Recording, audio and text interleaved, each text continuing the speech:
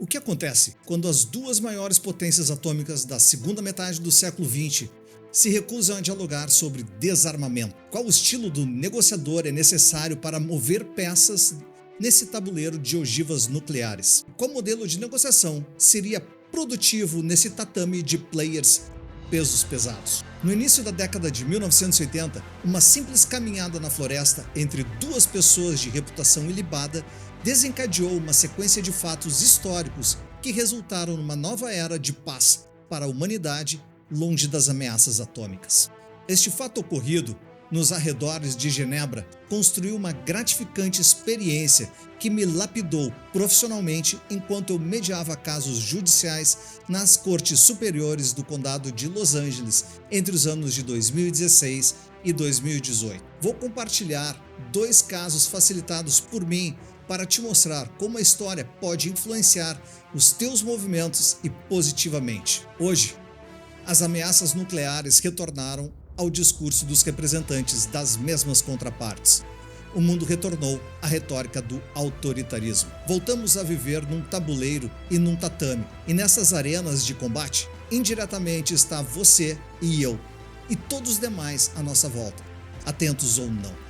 Aliás, falando em atenção, te pergunto, é possível mudar este rumo e deixarmos de ser apenas peças de manobra e passarmos a ser players nesse jogo de negociar o destino de nossas vidas? É possível sermos negociadores de sucesso para que o destino que nos envolve dependa exclusivamente das nossas atitudes? O episódio de hoje enfrentará um problema que merece a atenção de todos nós e faz muito tempo, porque passa por cada movimento que fazemos, cada passo que damos, cada decisão que tomamos. Como deixar de ser uma peça manipulada num tabuleiro de xadrez atômico? É possível passar a ser o ator ou atriz principal que pode mudar o destino do jogo que estamos envolvidos? A resposta poderá te surpreender, pois depende unicamente de você. E você pode e irei te mostrar como. Para contextualizar, vou te apresentar 2 grandes homens, cada um representando uma dessas grandes potências, que,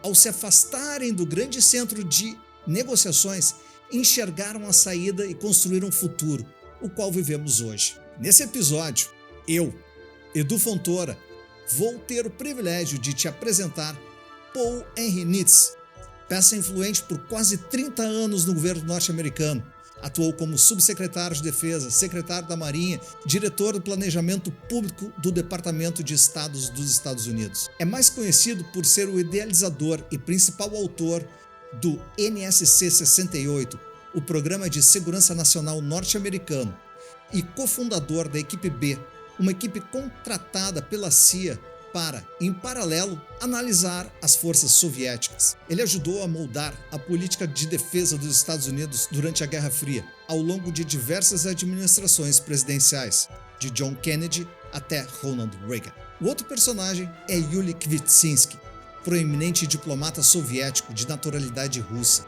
moldado na elite do Ministério dos Assuntos Estrangeiros do Kremlin. Mestre em negociações complexas, desempenhou um papel fundamental nas negociações de controle de armas durante a Guerra Fria, historicamente admirado por sua capacidade de entender ambos os lados do debate entre leste e oeste. Hoje é sobre erros e acertos que cometi, inspirado na história da diplomacia internacional destes 2 players e, antes de tudo, homens como nós, você e eu.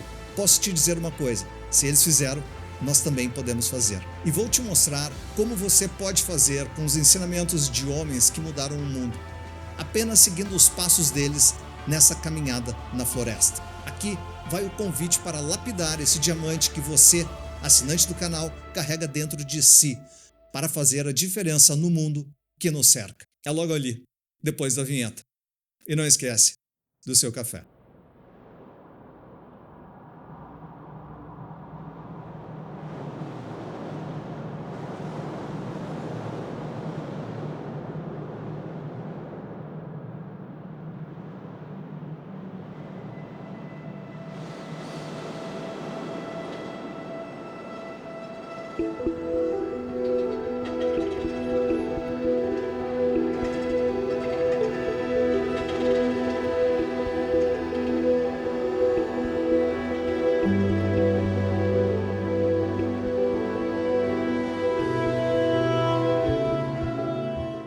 O ano era 1982, o dia 16 de julho. A cidade, Genebra, Suíça. Em uma floresta densa, em seus arredores, o caminho era estreito. Apesar de ser verão, o aroma de folhas úmidas estava no ar. Somente o gorjeio dos pássaros era audível, além da voz calma dos dois homens que caminhavam tranquilamente lado a lado. Nenhum deles carrega arma, mas ambos carregam algo muito, muito mais pesado. O destino da vida no nosso planeta como se conhece. De um lado, Paul Nitze, de outro, Yulik Vitsinski. Nessa caminhada, não havia comitiva, nem assessores, muito menos a imprensa. Só existe o caminho, os ruídos da floresta e a urgência de evitar uma guerra nuclear. Ali nascia a negociação histórica que desencadeou a redução do armamento nuclear na Europa dos anos 1980, o momento propulsor para o final da Guerra Fria. Esse evento ficou conhecido como Walk in the Woods, que pode ser traduzido como Caminhada na Floresta. Vou te contar como um fato histórico de dimensões planetárias me ajudou a entender conflitos e a melhorar a minha prática como facilitador, mediador, negociador ou como consultor em resoluções de disputas e também como pessoa. Vou te mostrar que não interessa o tamanho da arena que a questão se desenvolve, nem a natureza dessa questão ou quem são os players envolvidos. O que interessa é estar preparado com um estudo e ficar atento aos momentos e aos fatos quando estão se desenrolando. E nesta hora que os eventos estiverem acontecendo na sua frente, não são as ditas ferramentas que vão te trazer a solução, e sim a compreensão das pessoas e o que as trouxe ao impasse. E claro, uma pitada extra de proatividade imediata para sanar ou administrar danos na hora exata e da forma correta.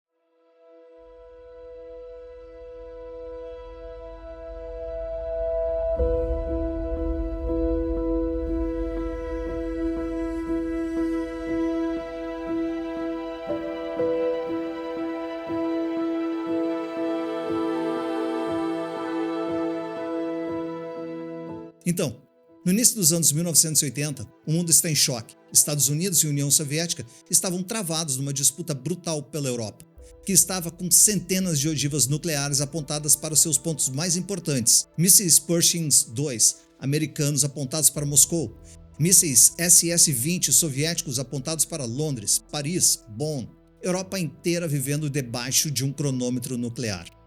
O mundo inteiro temendo pelo desastre atômico, com líderes presos em suas posições de poder e superioridade. As negociações oficiais estavam emperradas com mútuas acusações de falta de bom senso e critérios racionais. Todos os discursos eram rígidos, calculados e extremamente políticos. Jogavam para o público. E entre essa polarização, todo o resto do mundo vivia um intermitente pesadelo do fim iminente. Teoria dos jogos, teoria dos conflitos, o dilema do prisioneiro, a teoria da evolução da cooperação. Todos os estudos inovadores na área da negociação estavam sendo colocados em prática e aplicados de forma imediata, sem tempo para laboratórios. Não havia espaço para erros. Enquanto isso, naquela área rural, ao redor de Genebra, equipes de negociadores soviéticos e norte-americanos estavam estagnados em suas posições. O impasse persistia entre aumentar o número de ogivas ao invés de reduzi-las. Neste momento que os dois principais negociadores decidiram fazer algo diferente e inesperado. Sair da sala. Como se diz no jargão popular, pensar fora da caixa. Eles foram caminhar lado a lado, ombro a ombro, olhar para o mesmo ângulo. Juntos, quebraram aquela noção de oposição. Passaram a conversar como pessoas, não mais como superpotências. Trocaram o tom emocional para o racional. Ambos negociadores vieram acompanhando o processo armamentista desde o princípio e entenderam o quanto despenderam das economias das suas nações e que este processo, se não acabasse com a humanidade, acabaria com as riquezas dos seus países. De um modo ou de outro, ambos perderiam, e muito. Durante a caminhada, surge uma ideia revolucionária. Nitze propõe algo como a redução das ogivas de ambos os lados a números que sejam aceitáveis para a OTAN e para o Pacto de Varsóvia. De outro lado, Kvitskin responde que seria viável se houver garantias que nenhum lado ganhe vantagem estratégica perceptível. E assim nasce a arquitetura da solução, os Estados Unidos abririam mão de parte dos seus Pershing II, a União Soviética reduziria drasticamente os USS-20 na Europa e na Ásia, ambos manteriam um equilíbrio mínimo, mas simbólico para atender suas bases internas, e o acordo seria verificável, gradual e equilibrado. Era elegante, era racional, era criativo, na verdade, era bom demais para ser aceito. O acordo não aconteceu. Seus superiores não aceitaram, não ratificaram. Apesar de Nitz e Kvitsinski terem chegado a um entendimento extraordinário, o acordo morreu na volta para casa. Em Washington, a ala dura do governo Reagan rejeitou o plano, dizendo que se tratava de um excesso de concessão à União Soviética. Do outro lado, em Moscou, o Politburo acusou Kvitsinski de flexibilidade excessiva, que parecia coisa de americano. O episódio, conhecido internacionalmente no mundo da negociação como Walk in the Woods, tornou-se uma espécie de fantasma, um acordo perfeito demais para a política imperfeita daquela época. E por isso, no decorrer do meu mestrado, vivendo e estudando a negociação norte-americana em Los Angeles, fiz uma amizade fictícia com Paul e Yuli. Passaram a ser parte do círculo dos meus melhores amigos fictícios que habitavam minha modesta biblioteca em negociação naquela época. A formatação que ambos os negociadores trouxeram à minha mesa foi revolucionária, a de passar a caminhar juntos para solucionar impasses, ao invés de cada um no seu caminho e, via de regra, em sentidos diversos. E agora, você aí pergunta, ok, Edu, o que esse fato histórico tem de relação com a mediação? Boa, vamos lá, vou te contar.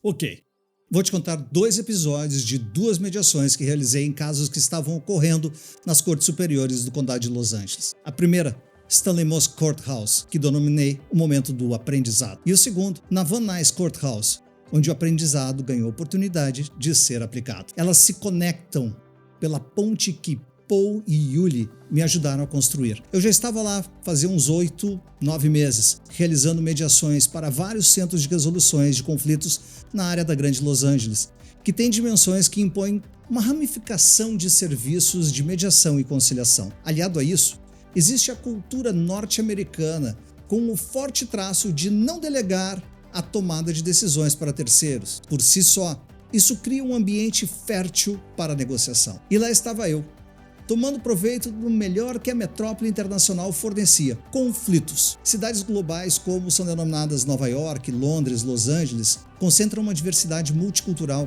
que poucas regiões sustentam, e sendo densamente populosa, o conflito está sempre em ebulição. E neste epicentro estava eu, semeando paz e paciência para colher conhecimento e experiência. Aprendi rápido que cada um desses centros de resoluções de conflito tinha sua corte designada, e tendo concluído o meu mestrado na Pepperdine School of Law, eu era muito bem-vindo em praticamente todos os espaços e centros de facilitação, mediação, conciliação e negociação na grande Los Angeles. Nem o horizonte era limite. Muito a aprender num ambiente multicultural e profícuo em negócios. Então, devidamente credenciado, lá estava eu, diariamente presente nas cortes, realizando mediação para partes interessadas no serviço de um facilitador. No dia do evento que vou narrar, eu estava no centro de Los Angeles, na Stanley Moss Courthouse, um universo com um mix de conflitos e seus atores e atrizes hollywoodianos, dramas, dores, dissabores, mágoas e ressentimentos, além de despesas, muitas despesas. Despesas e custo que a vida em uma metrópole mundial impõe a todos que comungam do mesmo código postal. Nessa oportunidade,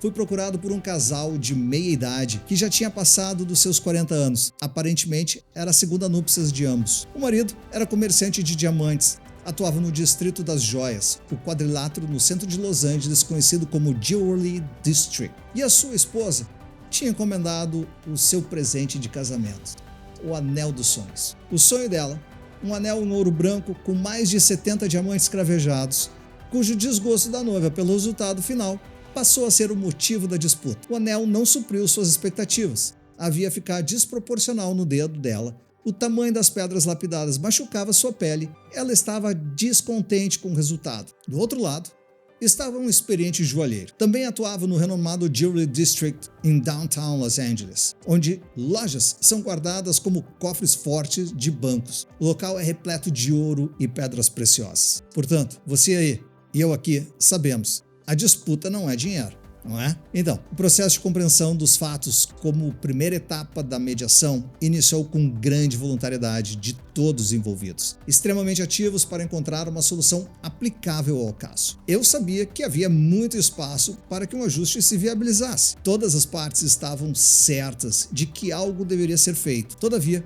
nem tudo era flores. Havia um vértice para a discórdia: o custo do design do anel. Aí você me pergunta, mas Edu, você disse que não era dinheiro a disputa. E não era. Essa era a posição. A disputa era doméstica, não era comercial. Havia um contexto de conflito cultural abaixo da superfície. A origem da esposa conflitava com a origem do joalheiro. E essa não era disputa secundária. O custo do design que deveria ser refeito em AutoCAD passou a ser o topo do iceberg. E esse trabalho seria realizado por um terceiro que não estava na sala e sabidamente cobraria pelo serviço. E o joalheiro não queria arcar com esse custo. Excepcionalmente, ele retiraria as pedras do antigo anel e as recolocaria novamente. As despesas do serviço de terceiro deveriam ser arcadas por quem aceitou o projeto, disse ele. E é nesse exato momento que a esposa do requerente não resistiu. Ela entendeu que o joalheiro havia se referido indiretamente a ela. Tomou a afirmação como uma acusação pessoal. Os ânimos dela se exaltaram. Imediatamente me coloquei na mesa para reequilibrar as energias em excesso. Informei que não seria admitido tons agressivos entre as partes e respeito seria essencial para a construção do resultado. Retomei a palavra e pausei o discurso a um ritmo que daria tempo de todos respirarem fundo, enquanto buscávamos palavras para ganhar tempo e todos recobrarem a razão. De qualquer modo, eu sabia que a adrenalina levaria uns 30 minutos para estabilizar. Portanto, mais emoções poderiam vir à tona. De qualquer modo, apontei que o comentário era referência ao processo de produção, e este passa pelas mãos das pessoas envolvidas. Estávamos ali para analisar e verificar como solucionar o processo, adicionando etapas não previstas, para buscar satisfação de todos. Não era sobre pessoa, e sim processo. A conversa prosseguiu no ritmo anterior, mas andando sobre ovos. A reação da esposa havia sido desproporcional. Chamou a atenção, algo como nesse saco tem gato. Em seguida, o joalheiro solicitou um tempo para se retirar da sala a fim de consultar o operador de AutoCAD. Ótimo! Ganharíamos mais tempo para a adrenalina de todos baixar. Também apontei ao joalheiro, antes de sair da sala, que alternativas, opções seriam bem-vindas para encontrar uma solução. Ele retorna em alguns minutos, propondo um desconto no serviço do terceiro. Seria o nosso primeiro movimento na barganha de valores. Contudo, a esposa imediatamente levanta-se da cadeira e insulta o joalheiro, não aceitando cobrança de qualquer valor. Não foi tempo suficiente para baixar a adrenalina dela. E ao mesmo tempo demonstrou que havia algo mais abaixo daquela superfície. E, com um Inspiration, não haveria tempo de trabalhar traços culturais da personalidade naquela conjuntura. E era a segunda falta grave da senhora, depois de ficar grifado que não mais seria admitido aquele tipo de conduta. O joalheiro ficou calado, dirigindo-me um olhar desanimado. Um movimento deveria ser feito para recuperar o equilíbrio para o sucesso da negociação, o que aparentemente ela não tinha interesse. Aqui cabe uma informação extra. A esposa não era parte do petitório, somente seu esposo fazia parte do contrato e, portanto, da ação. Ela poderia permanecer na sala caso colaborasse para a solução. Como estava pisando na tecla errada, ela foi convidada a se retirar respeitosamente. é claro. Em poucos momentos, a conversa já estava sendo produtiva. Ambos produziram um resultado final satisfatório para os seus parâmetros. Redução de valores aqui e ali, formas de pagamento, e a solução foi encontrada. Como costumo fazer, escrevi uma síntese de cada item de ajuste no formulário. Apresentei para as partes e pergunto se era isso que eles estavam contratando. Balançaram a cabeça afirmativamente e disseram que sim. Assinaram cada uma das 3 vias do termo e faltaria somente a homologação do juiz. Deixo-os conversando e vou chamar a esposa. Ao chegar na porta, ela olha diretamente nos meus olhos, para e me pergunta se acaso havia um acordo. Informo que havia uma composição e que parecia ser favorável a todos. Ela responde com uma altura que somente poderia eu escutar. Acho que não. Entrou na sala, sentou do lado do marido, olhou carinhosamente para ele e pediu a cópia do acordo para ler. Tomou seu tempo, olhou para o marido e para o joalheiro, dobrou a cópia assinada por diversas vezes até deixar do tamanho de um cartão de crédito e a colocou na bolsa. Levantou-se da cadeira, começou a se dirigir para a porta e ao chegar lá, virou-se para trás, olhou para o marido e chamou-o para ir embora. O que ele fez imediatamente. Sem aquela cópia da ata, o acordo não seria homologado. O joalheiro perguntou o que aconteceria. Informei que o caso iria para o julgamento. Nada mais poderia ser feito.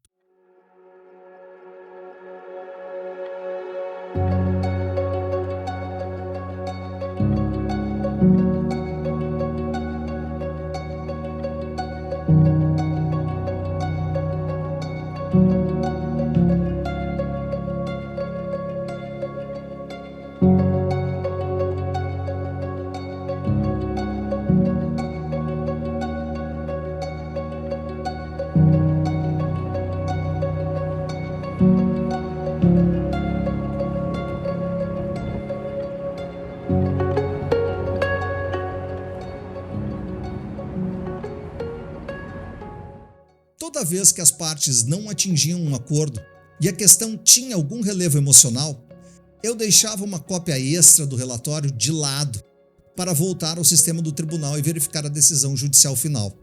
Nesse caso, o judiciário não reconheceu a pretensão do autor, o que já era esperado. O tempo passava e eventualmente batia aquela tecla na minha mente sobre o que eu poderia ter feito diferente.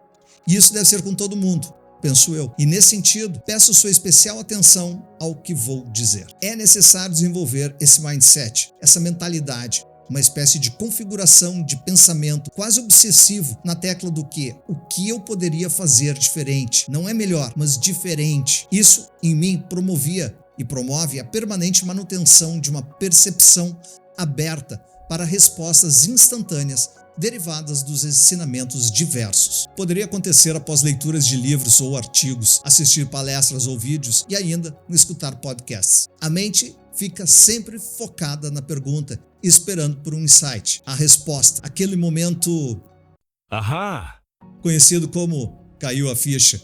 Tempo depois do evento do Anel, topei com um livro cujo título me chamou a atenção, A Evolução da Estratégia Nuclear, The Evolution of Nuclear Strategy, escrito por Sir Lawrence Freedman, acadêmico, historiador e autor britânico especializado em política externa e estratégica em relações internacionais. Ele escreveu um livro considerado um clássico sobre a evolução da estratégia nuclear global. Esse livro contextualiza como as potências olharam para o armamento, dissuasão e controle de armas. Ajuda a entender o ambiente geopolítico e estratégico, onde nasceram iniciativas como as negociações por Nitz e Kvitsinski. Quando fiquei sabendo da história dos dois, dei um descanso ao livro e fui buscar detalhes da caminhada na floresta e verifiquei como esse evento foi importante para a história da redução das armas atômicas e que foi o começo do fim da corrida armamentista, inspirando diversos artigos acadêmicos e autores de livros. É possível encontrar material sobre o evento entre Nitz e Kvitsinski disponível online,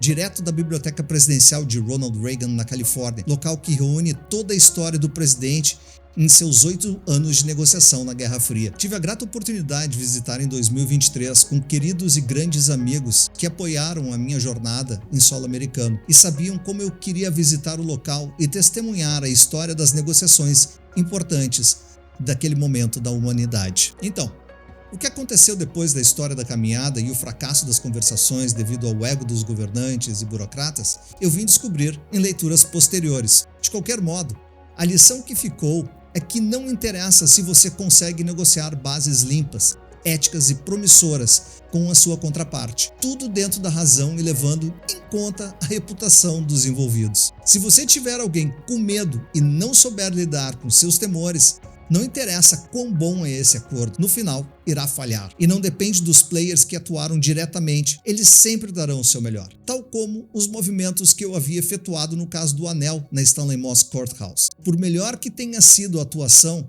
quando não depende de você, simplesmente não depende de você. Todavia, não seria a única lição, a melhor estaria por vir. Apesar de rejeitado, Walk in the Woods se tornou a base intelectual do Tratado INF, assinado anos depois por Ronald Reagan e o premier soviético Mikhail Gorbachev, em 1987. O mundo precisava amadurecer para aceitar aquela solução. Reagan e Leonid Brezhnev não foram aptos o suficiente para olhar para o mesmo lado logo depois das conversas de Nietzsche e Kvitsinski. Não aprenderam com eles. Ficaram em posições antagônicas e opostas. Contudo, após o óbito de Brezhnev, em novembro de 1982, é quando Reagan e Gorbachev se aproximam. E anos depois, quando o clima político muda, quando a Guerra Fria começa a arrefecer, a razão e a lógica voltam à mesa. E todos começam a se entenderem com um prévio ajuste na mesa, rascunhado por Nietzsche e Kvitsinski. Em 1987, Ronald Reagan e Mikhail Gorbachev voltaram a conversar e o DNA do ajuste de Nietzsche e Kvitsinski aparece no texto do Tratado INF, acrônimo para Intermediate Range Nuclear Forces Treaty. A política não aceitou a solução quando ela nasceu, mas aceitou quando a própria política amadureceu. Assim como eu precisava amadurecer para entender que não houve erro na sala de mediação, e sim aprendizado.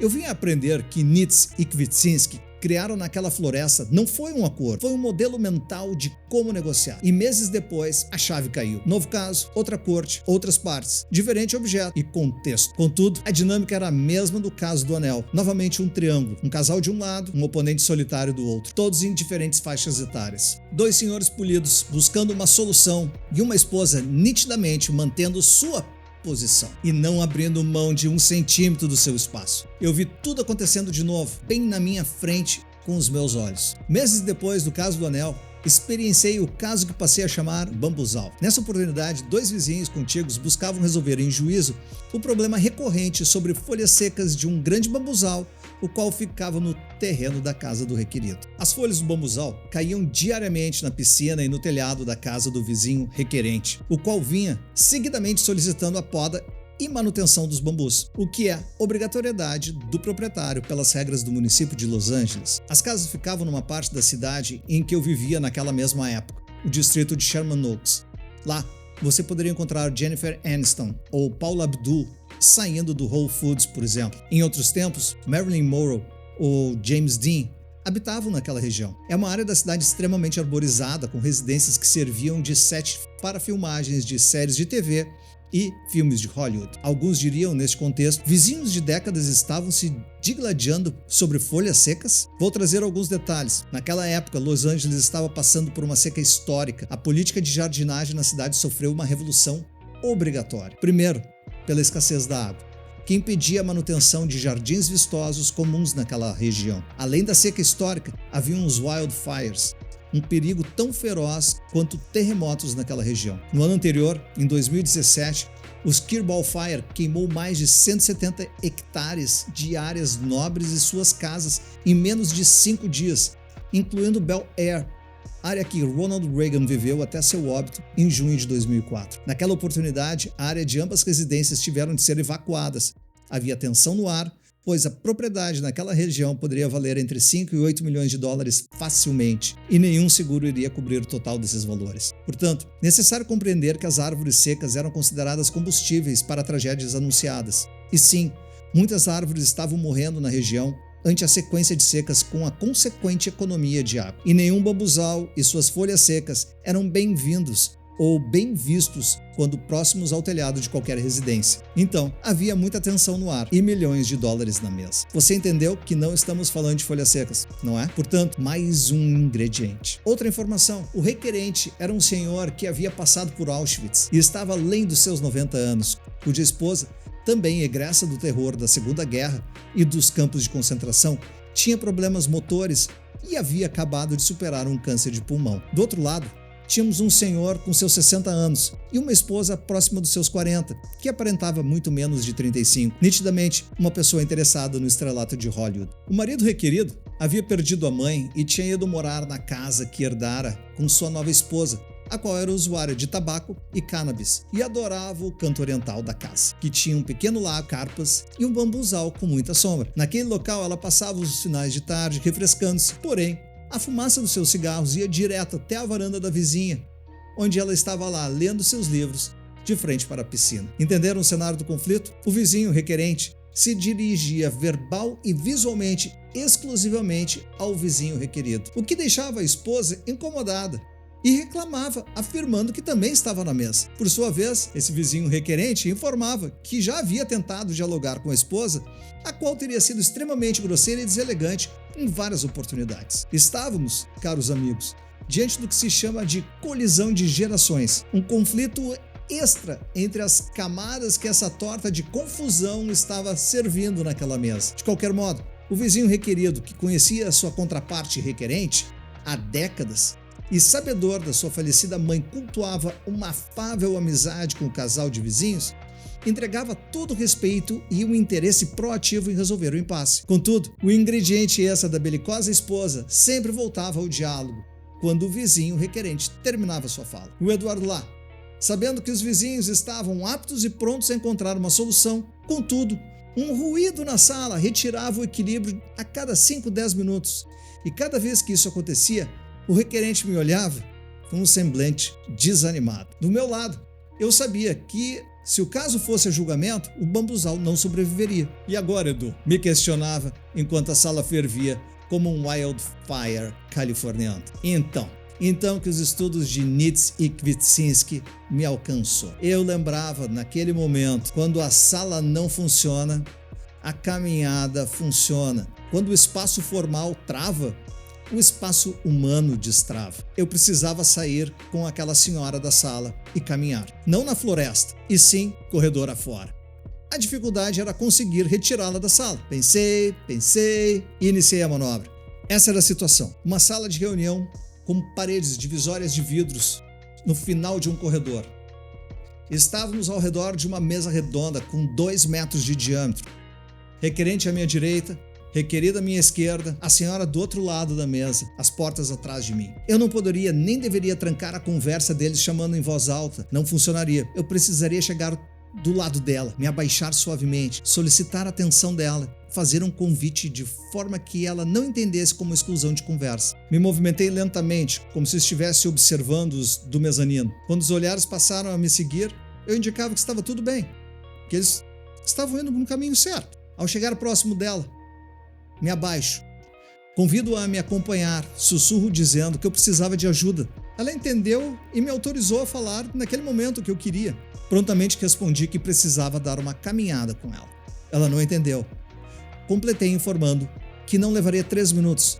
Pedi que me seguisse. Saímos da sala. Imediatamente informei que, pelo fato de a sala ter divisórias de vidro, ela iria ter toda a segurança e ver o que ocorria do lado de fora. Tranquilizei-a. De todo modo, insisti em ficar olhando para os movimentos da sala sem me dar integral atenção, o que seria necessário para obter comunicação. Voltei a pedir a atenção dela por 3 minutos apenas. Começamos com passos lentos a percorrer o corredor do 4º andar da Van Nuys Courthouse. Dei uma pausa natural. Não comecei com discurso algum, tempo para a respiração normalizar. Começamos a caminhar, lado a lado, ombro a ombro, mirando o mesmo ponto no final do corredor. Comecei dizendo que sabia que ela veio à corte naquele dia para auxiliar o marido a resolver um impasse, que era perceptível que havia preocupação com um espaço extremamente valioso para ela e que imaginava ser um refúgio especial para aquele período que a cidade vinha sofrendo. Ela confirmou. Adicionei que eu presumia que o esposo dela sabia disso, que eles compartilhavam do mesmo carinho pelo espaço, e ela adicionou que por isso ela defendia muito aquele pequeno recanto. Eu confirmei que isso estava muito claro nas manifestações de ambos, e que na minha perspectiva, pela minha experiência, o marido dela estava desenvolvendo um trabalho digno de academia de negociação, que ele estava desempenhando o papel de defensor dos interesses dela com legitimidade e dignidade. Ela pediu que eu confirmasse isso, que eu disse que sim, de fato a postura dele era de um diplomata. Acrescentei que ela estava dando todo o apoio e suporte que o marido necessitava. Isso era louvável. Poucas esposas acompanham os maridos na corte e vice-versa, que ela estava quebrando o modelo convencional para aquela cultura. Ela sorriu e agradeceu. Pronto, todos estavam validados. Perguntei se ela poderia me ajudar a solucionar um impasse para sairmos de lá com um acordo que satisfizesse todos os envolvidos, o que a deixou surpresa. Perguntou como seria possível ela ajudar. Informei que todos estavam se comportando de acordo com o esperado, cada um no seu papel. Todavia, o tempo era exíguo e o ideal seria deixar espaço para que o marido e o vizinho pudessem expressar e desenhar a saída favorável a todos. Perguntei se ela havia observado como eu pouco me manifestava na dinâmica, o quanto eu ficava calado, me manifestando com olhos e gestos apenas. Ela disse que sim, e que isso havia chamado a atenção dela. Achava que eu seria mais ativo para trazer mais alternativas. Esclareci que manifestações da minha parte poderiam acontecer quando necessário ou diante de um impasse, e que estávamos longe disso. Minhas manifestações são e serão pontuais, e para isso eu precisava da ajuda dela, dando mais espaço aos dois. Ali paramos e nos voltamos um de frente ao outro. Ela olhou para mim e disse que poderia contar com ela, pois queria que o cantinho oriental não fosse eliminado da propriedade. Concordei que essa era a linha mestre que o marido estava seguindo. Ele sabia o que estava fazendo para manter os bambus. Conclusão, postura ajustada. Voltamos para a sala e ela participa silenciosamente, passando a mão no braço do marido, dando-lhe apoio em gestos e olhares. Ela ouve, ela aceita, ele entende, sorri e agradece. O acordo acontece e ali, naquele instante, eu entendo. Eu me tornei um resolvedor de conflitos melhor porque havia fracassado. Eu me tornei um resolvedor de conflitos melhor porque estudei. Eu me tornei um melhor resolvedor de conflitos porque aprendi a caminhar com as pessoas. Porque Paul e Yuli me ensinaram que existem modelos mentais de solução de conflitos e também os corporais. Não subestime um ou outro. Tudo é comunicação.